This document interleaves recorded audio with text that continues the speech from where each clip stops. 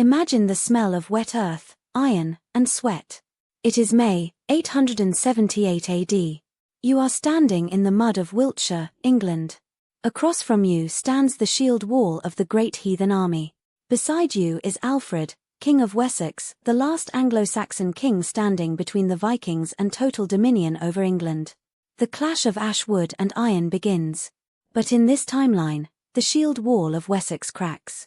King Alfred is cut down in the mud. His crown rolls into the bloody marshlands of Edington. The last light of Christian Anglo-Saxon England is snuffed out. What happens next? How does the fall of one man rewrite the destiny of the entire globe? With Alfred dead, there is no one left to stop the Viking tide. The kingdom of Wessex, the final holdout, is systematically dismantled. Guthrum, the Norse leader, does not convert to Christianity. Instead, he marches into Winchester and claims the throne. Within a decade, the fractured kingdoms of Mercia, Northumbria, East Anglia, and Wessex are forged into a single, massive territory. But it is not called England. It is the Danelaw. Imagine walking through the streets of London in the year 900. You do not hear church bells ringing. Instead, the air is thick with the scent of roasting meats and the low, rhythmic chanting of skalds. Westminster Abbey was never built. In its place stands a towering timber temple dedicated to Odin, Thor, and Freya. Christianity does not vanish overnight, but it is relegated to a second-class faith, practiced in secret, dark corners. The ruling elite are pagan. To get ahead in this new world, you must swear oaths on sacred arm rings. You must honor the old gods. Over generations, the two faiths merge in strange, syncretic ways, with Jesus viewed merely as a minor god of peace, dwarfed by the martial power of the All-Father. But the real shockwave of Alfred's defeat hits 2 centuries later. In our timeline, the year 1066 is a scar on English history.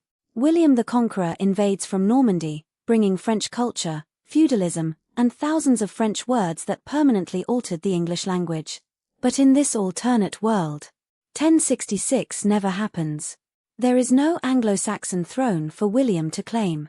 Normandy itself, settled by the Norse, remains closely aligned with its pagan cousins across the sea. Without the Norman conquest, the English language as we know it is never born. Think about the words you are hearing right now. Nearly 60% of modern English comes from French and Latin. In this Norse-ruled Britain, that influence is completely erased. The language of the British Isles remains a harsh, poetic, Germanic tongue, a direct descendant of Old Norse. You wouldn't speak English. You would speak a tongue closer to modern Icelandic or Norwegian. And then, the dominoes fall even faster. By the 11th century, the Danelaw is not just an island kingdom. It is the crown jewel of a permanent, unified North Sea empire. Denmark, Norway, Sweden, and Britain are bound together under a single thalassocracy, an empire of the seas. Their longships dominate every trade route from the Baltic to the Mediterranean. And this is where the timeline truly fractures. In our history, the Viking voyages to North America led by Leif Erikson were short-lived. They were isolated expeditions, quickly abandoned because the Norse lacked the resources and the population back home to sustain a colony across the Atlantic. But now, picture a unified, incredibly wealthy North Sea empire, boasting the agricultural riches of England and the seafaring mastery of Scandinavia. When Norse explorers land in Newfoundland, which they call Vinland, they do not leave. They have the wealth of London and the manpower of York behind them. Wood, iron, and settlers pour across the Atlantic. By the year 1200, thriving Norse cities dot the eastern coast of North America. They construct massive wooden halls along the shores of modern-day New England. They trade iron tools and textiles with the indigenous nations, forever altering the balance of power on the American continent. By the time the rest of Europe, nations like Spain, Portugal, and France finally look to the West in the late 15th century, they do not find an open continent. They find a vast, deeply entrenched Norse American civilization. A wall of iron and longships. The colonization of the Americas by Spain never happens. The transatlantic slave trade is averted. The global map is completely redrawn. Back in Europe, the absence of a Christian England changes everything. Without a powerful Britain to bankroll continental wars, the rise of the French Empire is unchecked.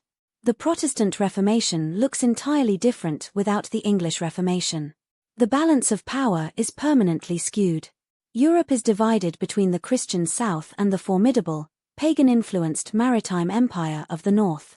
All of this because of a single afternoon in 878. A single king who fell in the mud.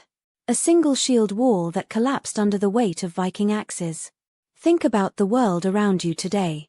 The days of your week, Wednesday, Thursday, Friday, are already named after Woden, Thor, and Frigg. But in this world, those aren't just linguistic relics. They are living deities. The Industrial Revolution, if it happens, begins in the coal-rich, Norse-dominated North, powered not by Christian work ethic, but by the relentless, expansionist drive of the sons of Odin. It makes you wonder, how much of what we accept as inevitable history was actually balanced on the edge of a single sword? If you want to keep exploring the hidden threads of history and the mysteries of ancient mythologies, make sure to hit that subscribe button. The past is full of turning points, and we are just getting started.